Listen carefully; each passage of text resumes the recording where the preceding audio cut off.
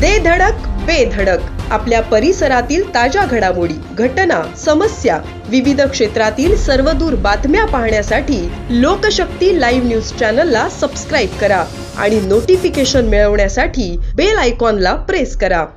नवी मुंबईतील रबाळे पोलिसांनी अंधेरी येथून एका सेलिब्रिटी वकिलाला अटक केली आहे। अली काशिफ खान देशमुख असे या आरोपी वकिलाचे नाव असून त्यांनी आर्यन खान, राखी सावंत अशा अनेक फेमस सेलिब्रिटीजच्या केस लढवल्या आहेत। अली काशिफ खानने त्याच्या कारमध्ये आपल्यावर दुष्कृत्य केल्याचा आरोप ऐरोलीत राहणाऱ्या एका 29 वर्षीय महिलेने केला आहे।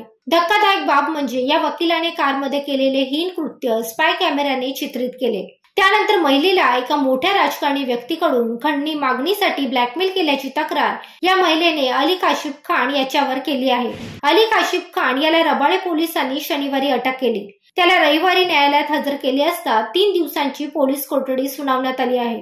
महिलेने दिलेल्या फिर्यादीनुसार हा वकील पीडित महिलेच्या आईच्या घटस्फोटाची केस हाताळत होता। या दरम्यान वकील खानला कळाले की ही महिला नवी मुंबईतील एका प्रसिद्ध राजकारण्याच्या जवळची आहे।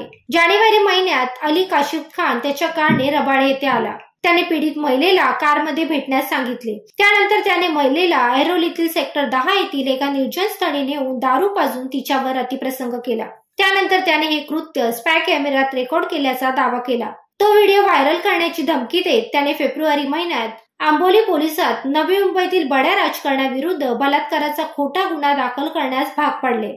फिर्यादीने पुढे असा आरोप केला आहे की अली काशिफ खान यांनी या बलात्कार प्रकरणाचा वापर करून नवी मुंबईच्या बड्या राजकारण्याकडून 2,70,00,000 रुपये उकळले। त्यानंतर वकिलाने महिलेला या रकमेपैकी अर्धी रक्कम देण्याचे आश्वासन दिले आणि तिला सांताक्रूज येथील तिच्या निवासस्थानी भेटण्यास सांगितले। तिथे त्याने मार्च महिन्यात तिच्यावर पुन्हा बलात्कार केल्याचा आरोप पीडित महिलेने केला आहे। याबाबत पोलिसांना तक्रार दाखल झाल्यानंतर झोन 1 चे पोलीस उपायुक्त पंकज डहाणे म्हणाले की फिर्यादीने केलेल्या आरोपानुसार आम्ही गुन्हा दाखल केला असून त्यानुसार आरोपीला अटक करण्यात आली आहे। पुढील तपास सुरू आहे।